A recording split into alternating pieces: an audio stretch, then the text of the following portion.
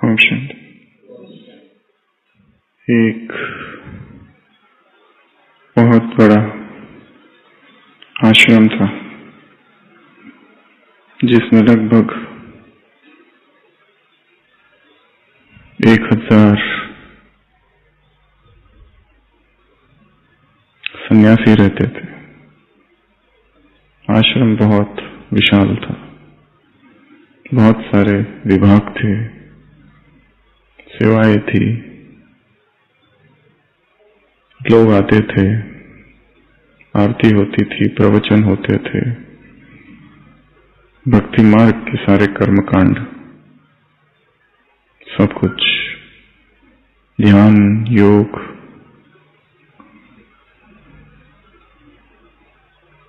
एक दिन अचानक मठ के जिन्होंने सब कुछ चालू किया था, बुजुर्ग थे, उन्होंने शरीर छोड़ दिया। और उसके बाद सारा आश्रम शोकमग्न हो गया। परंतु धीरे धीरे और एक घटना घटी। आश्रम निवासी जो थे उनका आपस में मतभेद होने लगा। धीरे धीरे झगड़े होने लगे छोटी छोटी बातों में। मैं मेरा टकराव, और आश्रम का वातावरण धीरे धीरे दूषित होता गया। कार्य सारे चालू थे, सेवाएं सारी चालू थी, नए लोग भी आते थे, बहुत सारे नए सन्यासी संन्यास्त हुए भी थे, बाहर के गृहस्थी लोग भी आते थे। परंतु कलह बढ़ता गया, अंतर कलह, भीतर का कलह, अंतर्द्वंद। और फिर जो बाहर वाले थे और जो नियमित आते थे ध्यान के लिए, आरती के लिए, प्रवचन सुनने के लिए, उनका आना धीरे धीरे कम हुआ।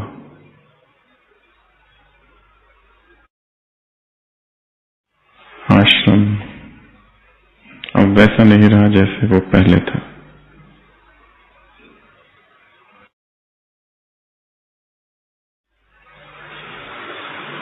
दिलों में दरारें पड़ गई, संबंधों में ठहराव आ गया। तो आश्रम के जो सीनियर सन्यासी थे उनको बहुत चिंता हुई, ये क्या हो रहा है।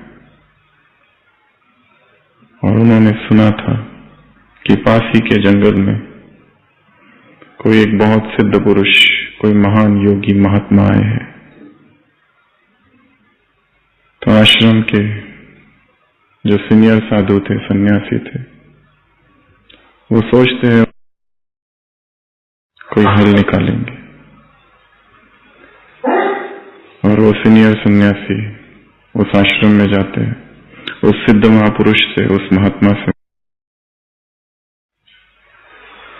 और आश्रम की सारी घटनाएं उसमें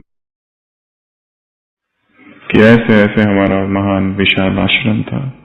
और आश्रम के संस्थापक जो गुरुजी थे वो जब से चले गए, आश्रम में द्वंद्व है, मतभेद है, आंतरिक कलह है। क्या किया जाए। उस महात्मा सिद्ध पुरुष ने कहा, ये इसलिए हुआ है क्योंकि तुम्हारे आश्रम में किसी एक का अपकार हुआ है। तुम्हारे आश्रम में एक महापुरुष रहता है, तुम्हारे आश्रम में एक अवतरित आत्मा है, तुम्हारे आश्रम में एक महान पुण्य आत्मा है।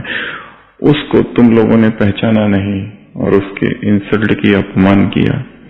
शायद ये उसी का परिणाम है। और एक बात, वो जो अवतरित आत्मा है, वो जो पुण्यात्मा है, जो पवित्र आत्मा है, उसने अपने आप को छिपा के रखा है। वो सन्यासी जैसे ही वो बात सुनता है थोड़ी देर के लिए आंखें बंद करता है और आंखों के सामने आश्रम के लोगों को लाता है। अच्छा, वो लॉन्ड्री वाला, वो सन्यासी, वो तो इतना ठीक नहीं है। जो किचन में जो भाई है वो तो खाना भी ठीक से नहीं बनाता है, एक एक आंखों के सामने लाता है। अच्छा, वो सिक्योरिटी वाला, वो तो सोते रहता है। अच्छा, वो भोजन परोसने वाला, क्योंकि आश्रम बहुत बड़ा था, असंख्य महकमे थे, आखिर वो कंफ्यूज होता है, आंखें खोलता है, उस महात्मा को धन्यवाद देता है और निकल पड़ता है। आते आते भी सोचते लगता है कि हमारे आश्रम में ऐसी महान आत्मा है और जिसका हमने जाना नहीं और उसका अपमान किया है, कौन होगा? सबको मन ही मन सोचने लगता है, एक एक का चित्र, एक एक का चेहरा सामने आता है, पर कोई नहीं दिखता, क्योंकि हर एक में कुछ न कुछ दोष है और वो सोचता है शायद मैं सबके दोष ही देख रहा हूं। और ऐसे करते करते वो आश्रम वापस पहुंचता है। वहां जाते ही एक मीटिंग बुलाता है, जितने भी आश्रम के निवासी है वो सभी सन्यासी, जो पुराने और फिर जो नए अवयवी आए थे वो, और सबको बताता है कि उस महात्मा ने क्या कहा। वो सब इतना तो निश्चय कर लेते कि वो महात्मा मैं तो नहीं हूं, परंतु वो ये भी सोचने लगते कि दूसरा कौन है, और ऐसा है कि उसका हमने अपमान किया है, अपकार किया है। आपस में पहले ही बहुत मतभेद है। तो धीरे धीरे मीटिंग के बाद हर एक अपने मन में सोचता है कि पता नहीं, शायद हमारे डिपार्टमेंट में जो है वही है, जो साथी है वही है, हो सकता है जो दूसरे डिपार्टमेंट में है वही है। और तब से धीरे धीरे दृष्टिकोण में परिवर्तन आता है। हर एक जब भी किसी से मिलता है तो उस प्रेम से मिलता है, जब भी किसी से मिलता है अब सम्मान से मिलता है। उनके शब्द जो थोड़े कटु हो गए थे फिर से मीठे होने लगते हैं, और धीरे धीरे धीरे धीरे धीरे उस मठ का वातावरण बदल जाता है, चेंज हो जाता है। और कहानी में बताया कि उस आश्रम के सभी सन्यासी जीवन मुक्त अवस्था को पहुंच जाते हैं। कहानी यहां पूरी हुई। मॉरल ऑफ द स्टोरी क्या है?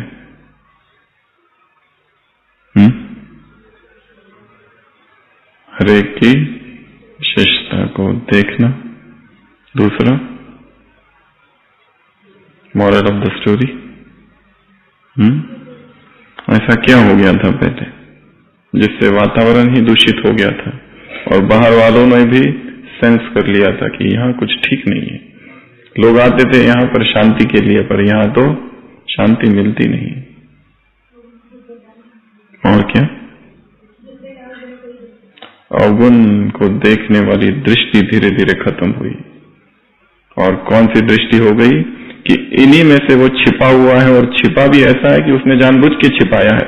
तो हो सकता है वो जो बाहर से व्यवहार करता है वो अपने आप को छिपाने के लिए कर रहा है।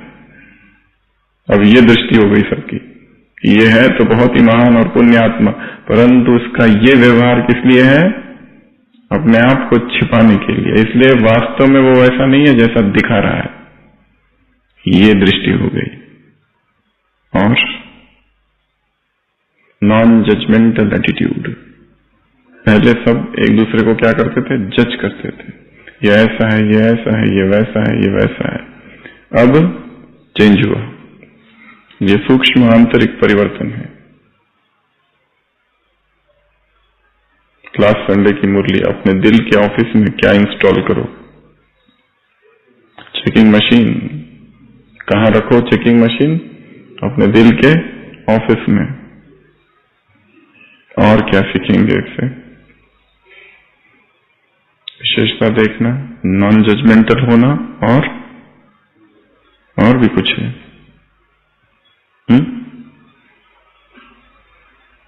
वातावरण खराब हो गया था, फिर वातावरण ठीक हो गया। कैसे? कलह, द्वंद धीरे धीरे मिट गया। और समर्थ आत्मा, समर्थ स्मृति, समर्थ स्थिति। बाप किसको देख रहे हैं? समर्थ बाप, समर्थ स्मृति स्वरूप आत्मा को, समर्थ आत्मा को देख रहे। और इसी मुरली में और एक जगह कहा है कि व्यर्थ और समर्थ, अगर तुम में ही व्यर्थ है तो तुम संसार का व्यर्थ कैसे समाप्त कर सकोगे? व्यर्थ क्या होता है? क्या, क्यों, कैसे। कोई अपमान करता है, कोई इंसल्ट करता है, कोई कमेंट करता है, मन में प्रश्न क्या आता है? क्यों। बस वहीं से व्यर्थ चालू होता है। किसी ने ऐसा क्यों किया, किसी ने गलत व्यवहार किया, क्यों किया, बस वहां से व्यर्थ चालू होता है। भक्ति मार्ग में हम लोग ड्रामा शब्द प्रयोग करते हैं, और भक्ति मार्ग में भी शब्द कौन सा प्रयोग होता है? नियति। That's it. मंत्रा का कोई दोष नहीं है, राम कहता है, ना कैकेयी का। ये तो मेरी नियति है, फुल स्टॉप। भक्ति मार्ग वाले भी अपने आप को क्या क्यों से छुड़ा देते हैं। और बाबा ने हमें क्या बताया? ये ड्रामा जस्ट न्यायकारी है, इसमें किसी का भी कोई भी दोष नहीं है। जो हो रहा है, जो हुआ, क्या, क्यों, कैसे, ये शब्दों को लाया तो हाथ में क्या मिलेगा? डिस्टर्बेंस। फिर स्नेह के बारे में 10 पावरफुल बातें इस मुरली में कही है। कौन कौन सी?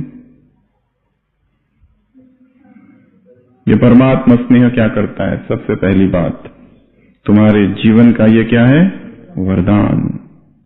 सेकंड, ये परमात्मा स्नेह ने ही क्या कर दिया? तुमको नया जीवन दिया। ये परमात्मा स्नेह वास्तव में वरदान है। It's a blessing.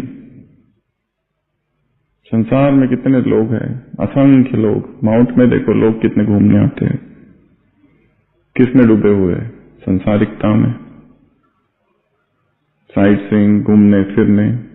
उसमें से कितनी कम आत्मा है जिन्होंने उसको पहचाना भी और उसका प्रेम उनके हृदय में प्रकट हुआ। तो सबसे पहली बात, ये परमात्मा स्नेह क्या है? वरदान। दूसरा, इस परमात्मा स्नेह ने क्या कर दिया? नया जीवन दे दिया। तीसरा, ये परमात्मा स्नेह ने क्या कर दिया? बाप का हमें बना दिया। चौथा, इस परमात्मा स्नेह ने क्या कर दिया? सब कुछ सहज कर दिया। पांचवा, ये परमात्मा स्नेह ऐसा है कि इसमें अगर तुम समाये रहो तो जीवन में जो भी परिस्थिति आएगी उसमें सब कुछ सहज हो जाएगा।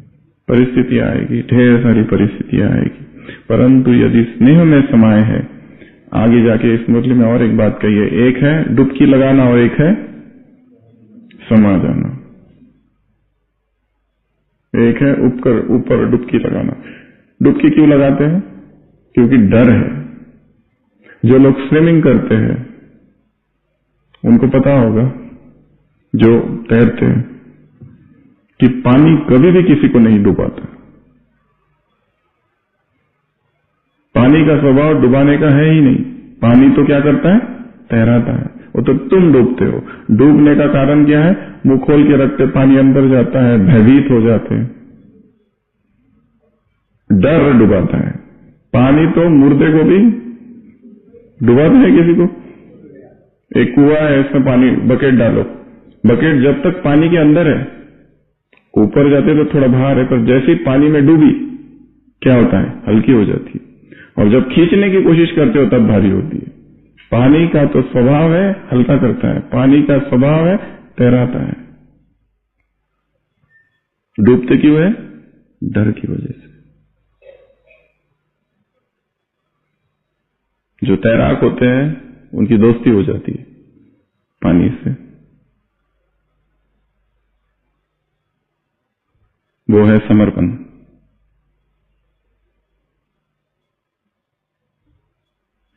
तो बाबा ने कहा क्या करने वाले हो?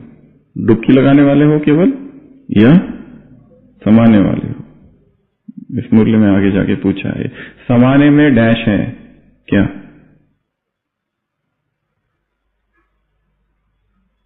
मुरली पढ़ी है ना? पढ़ी नहीं है, सुनी है, आपने बताया। पढ़ने को टाइम कहाँ है, बाकी कारोबार बहुत है। समाने में ही क्या है? डैश है, एक शब्द है। मजा, करेक्ट। समाने में ही क्या है? मजा है।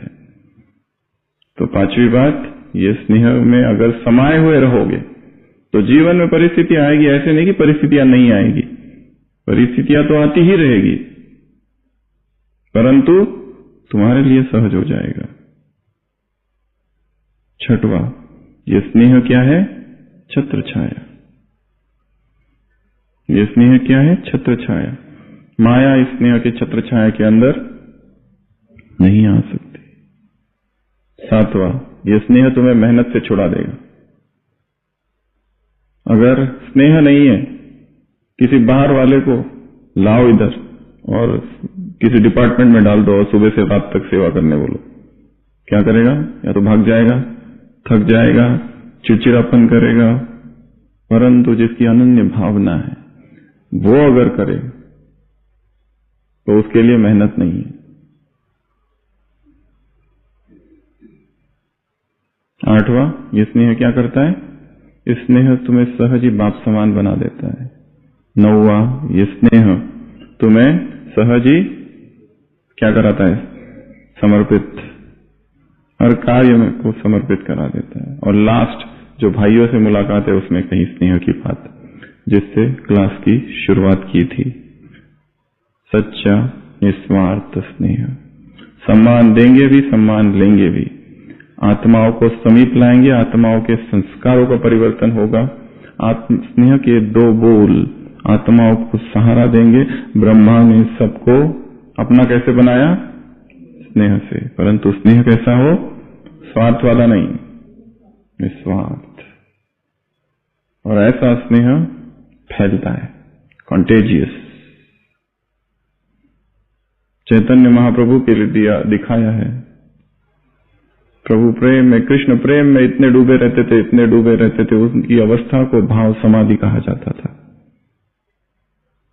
दिन रात कृष्ण कृष्ण कृष्ण, कृष्ण प्रेम, कृष्ण विरह, कृष्ण अग्नि, विरह की अग्नि, उसमें डूबे रहते थे। एक बार ऐसे ही थे, ऐसे ही डूबे थे प्रभु प्रेम में, कृष्ण प्रेम में, और वहां नदी थी और नदी में गिर गए। पता ही नहीं, होश ही नहीं, कहां गिरे। एक मछुआरे ने उनको अपने जाल में पकड़ लिया। मछुआरा ने देखा ये डूब रहे हैं तो अपने जाल में पकड़ा, और जैसे ही चैतन्य महाप्रभु का स्पर्श हुआ, क्योंकि वो भाव समाधि में थे, प्रभु अवस्था में, एक अजीब सी अवस्था में थे, तल्लीन अवस्था, डूबे हुए, संसार भान से परे। जैसे ही उनका स्पर्श हुआ, वो मछुआरा पागल जैसा हो गया। वो घूमने लगा गलियों में कृष्ण कृष्ण करते हुए, वो डूबने लगा वैसे ही, उस जैसे उनकी अवस्था थी, केवल टच मात्र से इसकी अवस्था हो गई। दिन रात तल्लीन, उसके घर वाले परेशान हो गए। वो आए चैतन्य महाप्रभु के पास, क्या करे, कुछ करो इसका। वो कहते किसी गृहस्थी का भोजन उसको खिला दो, नीचे आ जाएगा। गृहस्थी का भोजन लेके आते हैं, उसको खिला देते हैं। हायर कॉन्शियसनेस से सीधा लोअर कॉन्शियसनेस में एंट्री, तब कहीं जाके उसको ईश्वरीय नशा कम होता है उसका। तो ईश्वरीय नशा अगर कम करना है तो सिंपल साधन क्या है?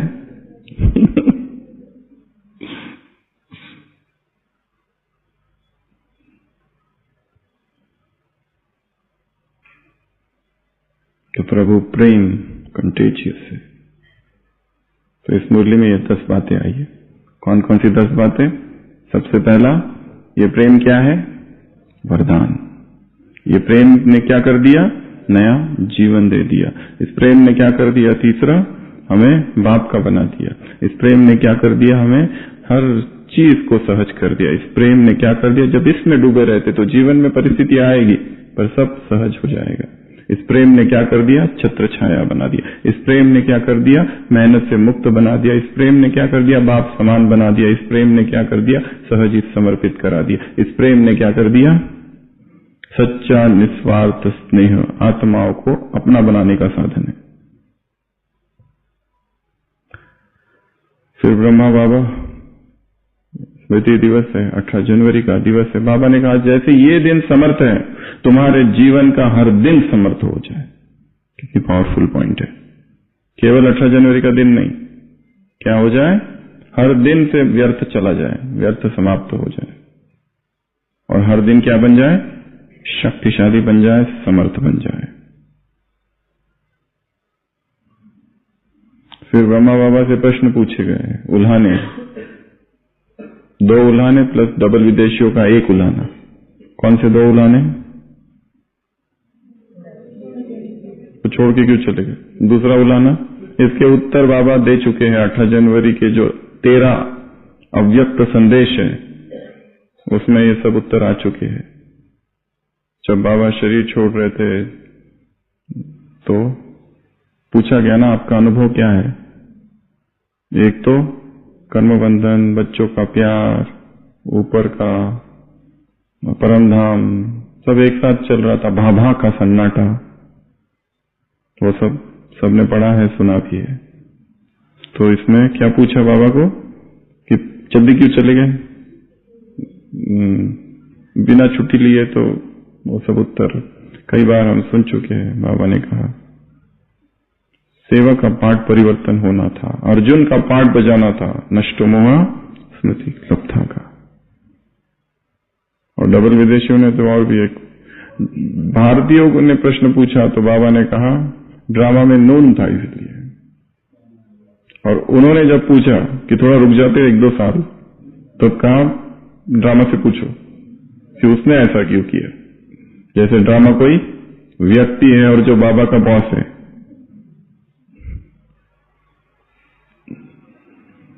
लास्ट सो फास्ट का पाठ नंदा हुआ था विदेशियों का।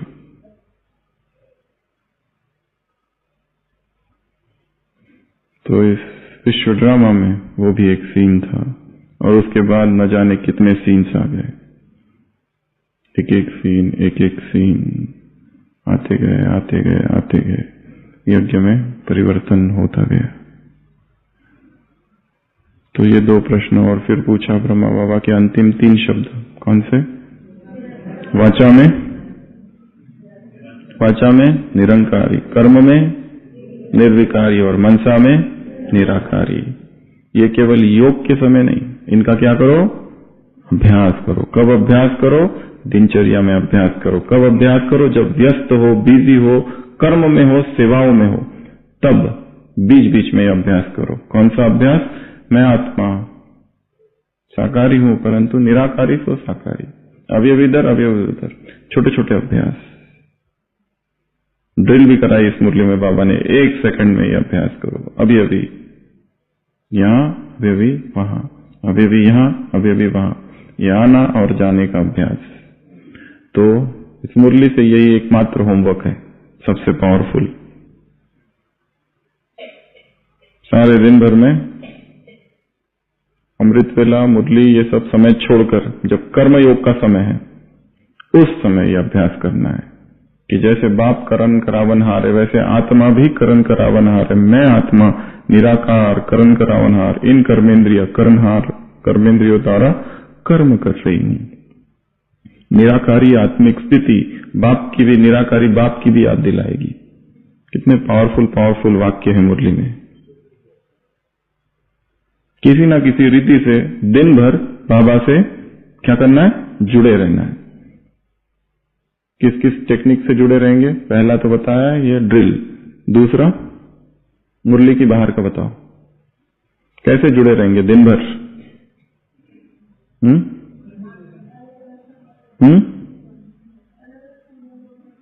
अलग अलग संबंधों का अनुभव दिन भर में बहुत व्यस्त है, कर सकते हैं। एक साथ का अनुभव, शुक्रिया बीच बीच में, थैंक यू बीच बीच में, धन्यवाद बीच बीच में, बात करना, रूरियान करना, समर्पित करना कर्मों को, कर्म में बहुत बिजी है, बुद्धि लगानी होती है तो उसके पहले याद करना, बाद में याद करना, अनुभव करना वो साथ है, उसका वरदानी हाथ साथ है। मैं अकेला नहीं हूं, ये काम मैं उसके साथ कर रहा हूं। या फिर विजुअलाइजेशन, इमेजिनेशन, ऊपर से शक्तियां मुझ पर कितने आ रही है।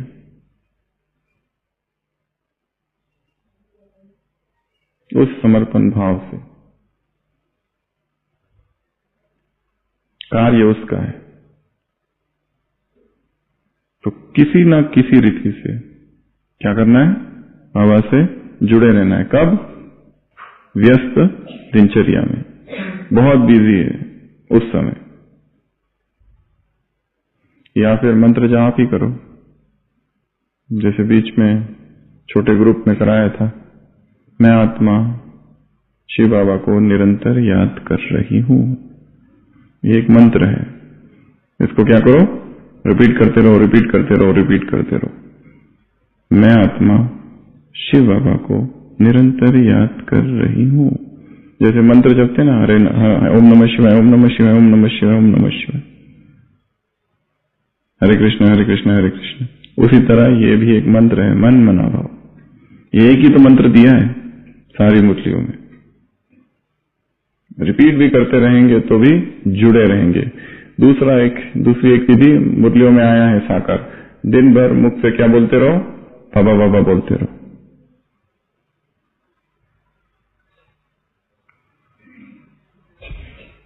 निराकारी, निर्विकारी, निरंकारी।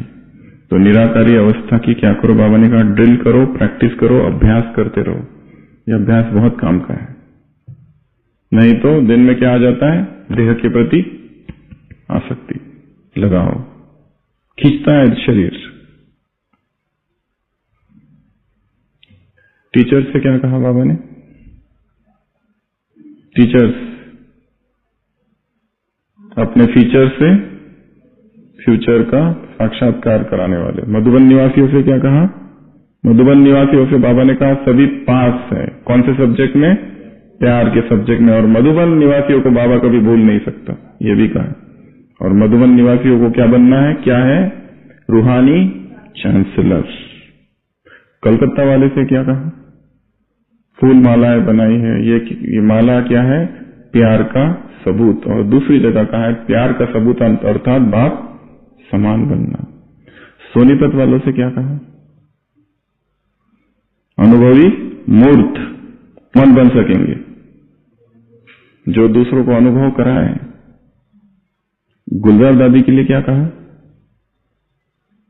हिम्मत किसकी और मदद किसकी, हिम्मत बच्ची की और मदद बाप की। कितने साल पूरे किए, 33 साल। प्रकाशमणि दादी से क्या कहा, क्या कहा,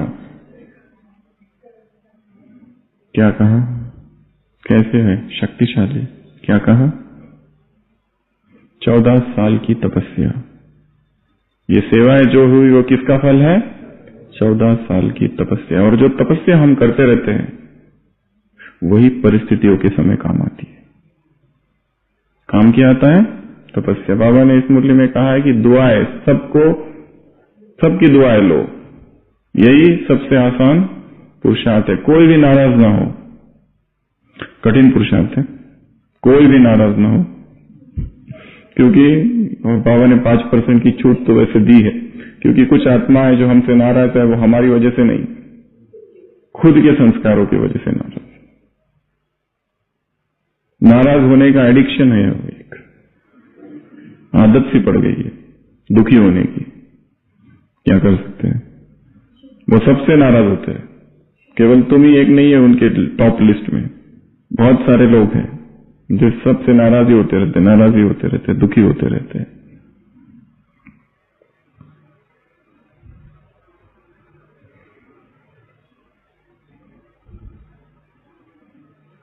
परंतु लक्ष्य रखना है, सबसे दुआएं प्राप्त करनी है, तो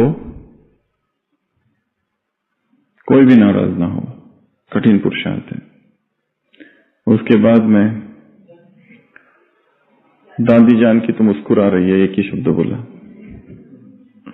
याद प्यार भी कैसे दिया सबको, पर्सनल नाम सहित याद प्यार। सेवाधारियों से क्या कहा, इंदौर ग्रुप। दुआओं से क्या होता है, समीप आने का फल। दुआओं से क्या होता है, पुरुषार्थ और पुण्य, दो चीजें। सेवा से क्या होता है, पुरुषार्थ भी होता है, पुण्य भी मिलता है, दुआएं भी मिलती है। तो आत्माओं की सेवा करते रहना। अगर कुछ भी पुरुषार्थ नहीं कर सकते, ये तो कर ही सकते, मदद करते रहना सबकी। एक्स्ट्रा लिफ्ट प्राप्त होगी तो समीप आएंगे, पुरुषार्थ होगा, दुआएं मिलेगी, एक्स्ट्रा लिफ्ट मिलेगी।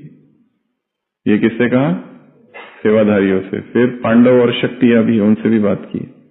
उनको क्या कहा, खाली नाम लिया है उनका।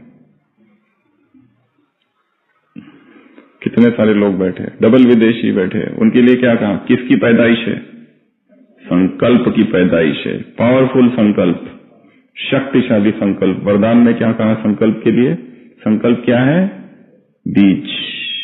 बीज यदि शक्तिशाली है तो वाणी और कर्म की चिंता नहीं करो, सहज स्वतः हो जाएगा।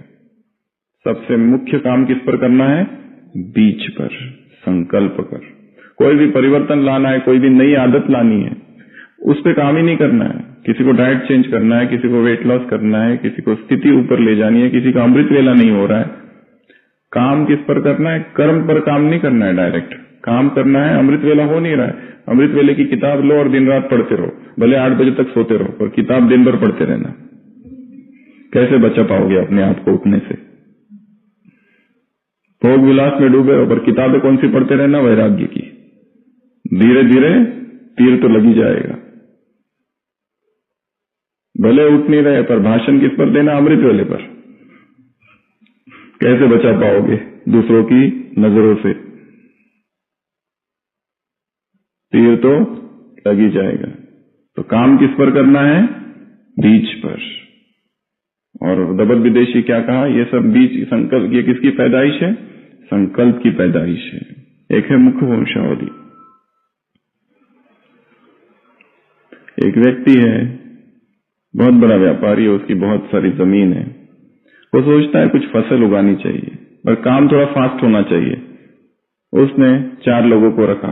पहले को काम दिया कि तुम गड्ढा खोदना, दूसरे को काम दिया तुम बीज डालना गड्ढे में, जितने गड्ढे खोदेंगे।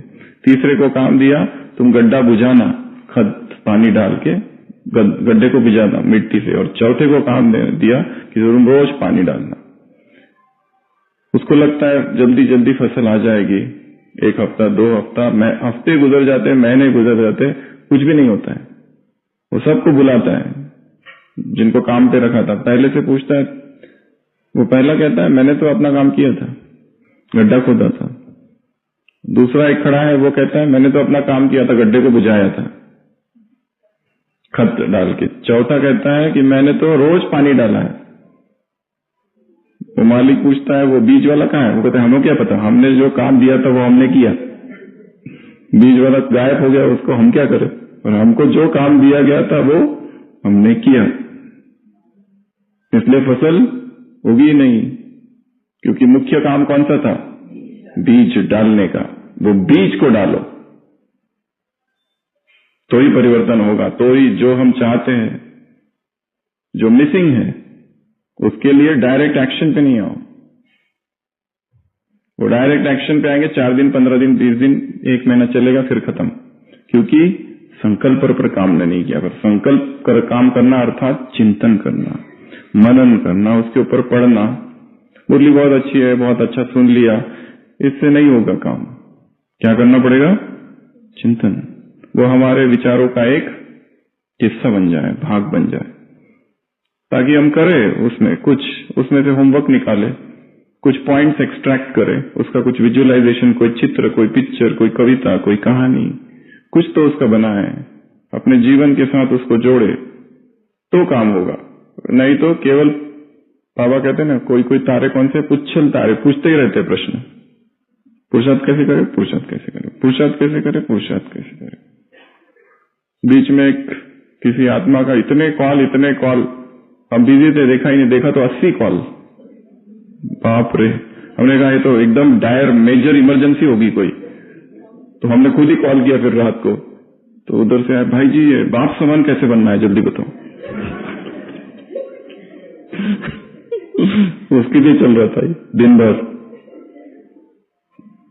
सेंटर मुरली सुनते हो, सेंटर बहुत दूर है, कौन जाएगा।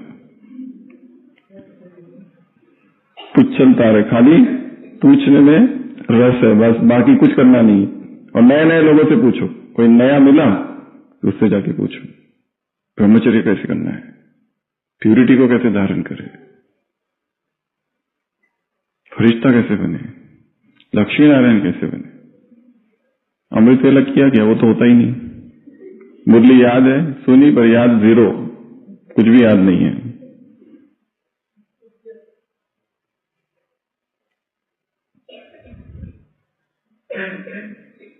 और किससे मुलाकात की मुरली में बाबा ने? डबल विदेशी हो गया, मधुबन निवासी हो गया, टीचर्स हो गए, इंदौर। हाँ, लिविंग वैल्यूज। बाबा ने कहा लिविंग वैल्यूज जो है वो करते कराते हुए क्या हो जाना है? लविंग, लविंग क्या? लविंग लिविंग हो जाए। वो करते कराते क्या हो जाए? लविंग, लवली, लवली लिविंग हो जाए। लविंग नहीं, लवली लिविंग हो जाए। Lovely living. कितने सारे लोगों से मिल रहे हैं और कितने सारे लोगों को बाबा खुश कर रहे हैं।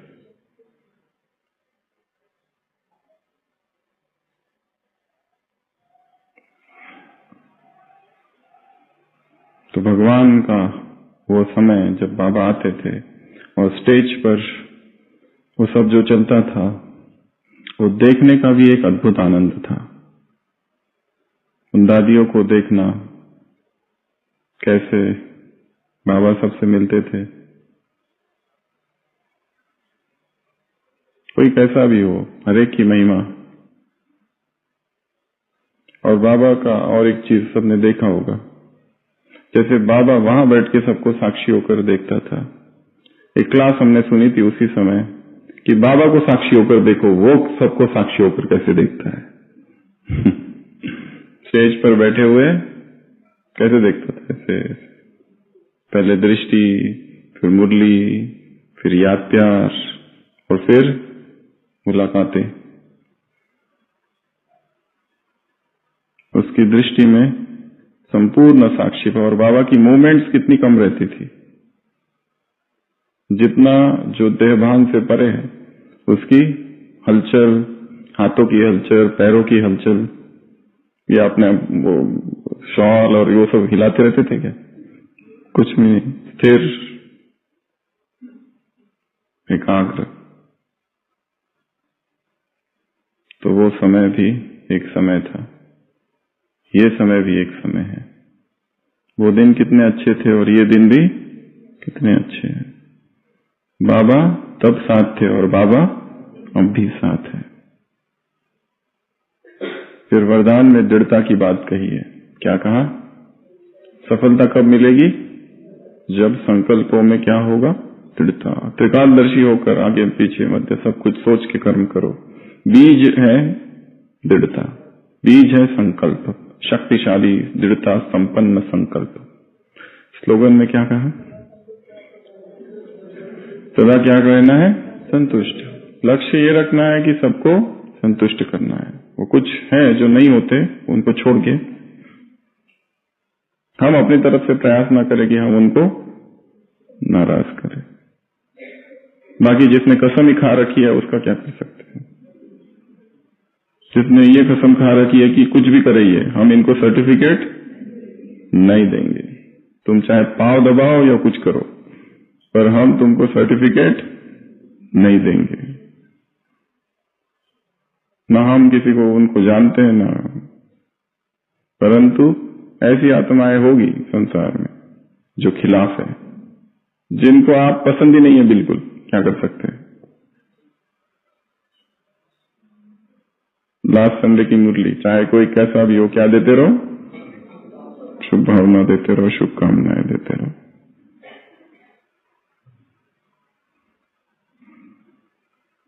तो ये थी आज की अव्यक्त वाणी। ड्रिल कराई ना, वो बताया ऐसे कैसे त्रिकालदर्शी आत्माओं को, दृढ़ संकल्पधारी आत्माओं को, ऐसे संतुष्ट मणि आत्माओं को, ऐसे समर्थ आत्माओं को, समर्थी स्वरूप आत्माओं को, ऐसे स्मृति स्वरूप आत्माओं को, ऐसे लव में लीन आत्माओं को, लव में समाई हुई आत्माओं को, ब्रह्म बाप समान आत्माओं को। और एक चीज मिस हो गई है, संसार की आत्माओं की पुकार। संसार की आत्माएं पुकार रही है, भिखारी है तुम मुक्तिदाता हुए, मास्टर मुक्तिदाता। उनकी पुकार सुनो, उनकी पुकार सुनाई नहीं देती। उनकी पुकार सुनना, यही क्या है? ब्रह्मा बाप को फॉलो करना। तो पहले स्वयं को शक्तिशाली बनाओ, समर्थ बनाओ। और जो अपने ही दुखों में डूबे, अपनी आवाजों में डूबे, वो दूसरों की आवाज कैसे सुन सकते? दूसरी आत्माओं की आवाज सुनने के लिए अपने मन को कितना सूक्ष्म और कितना शक्तिशाली बनाना पड़ेगा। तो ऐसे मुक्तिदाता आत्माओं को, ऐसे शिव मंत्र देने वाली आत्माओं को, ऐसे मायाजीत आत्माओं को, ऐसे स्नेह जिनके लिए छत्र छाया छे, जिनके लिए वरदान, स्नेह जिनके जीवन की नवीनता है, स्नेह ने जिनको बाप समान बनाया छे, स्नेह की वजह से जिनका हर कार्य सहज है, हर परिस्थिति में सहज है, जो कि स्नेह की वजह से बाप समान बन रहे हैं, स्नेह से मेहनत से मुक्त हो रहे, स्नेह से समर्पित हो रहे, जो सच्चे निस्वार्थ स्नेह देने वाले हैं, आत्माओं को आगे बढ़ाने वाले हैं, वहां सफलता ही सफलता है। ऐसे रूहानी चांसलर आत्माओं को, ऐसे अपने फीचर से फ्यूचर को का साक्षात्कार कराने वाली टीचर्स आत्मा को, ऐसे शिव शक्ति को, ऐसे पांडव को, ऐसे अनुभूति स्वरूप आत्माओं को, दूसरों को अनुभव कराने वाली आत्माओं को, ऐसे सेवा से दुआएं कमाने वाली आत्माओं को, एक्स्ट्रा लिफ्ट लेने वाली आत्माओं को, ऐसे ऐसे ऐसे परेशान। ये भी एक पॉइंट है, परेशान आत्मा नहीं, दूसरा पॉइंट है परेशानी वाला। जो कर्म बंधन में फंस जाते हैं वो क्या हो जाते हैं? परेशान।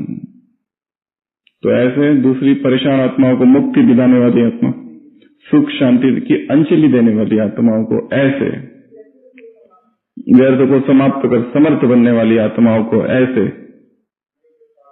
स्नेह के सागर में समाने वाली आत्माओं को, ये समाने में ही क्या है? डैश मजा। ऐसे ऐसे ऐसे ऐसे ऐसे ऐसे त्रिकालदर्शी आत्माओं को, ऐसे क्या मधुबन क्या संतुष्ट मनी हो गया, किसी को भी नाराज न करने वाली आत्माओं को, ऐसे ऐसे मदद बच्ची और हिम्मत बाबा की, ऐसे संकल्प की पैदाइश, हम भी संकल्प की पैदाइश है सब, ऐसे कर्म के बंधन में न फंसने वाली आत्माओं को, ऐसे परेशान न होने वाली आत्माओं को, ऐसे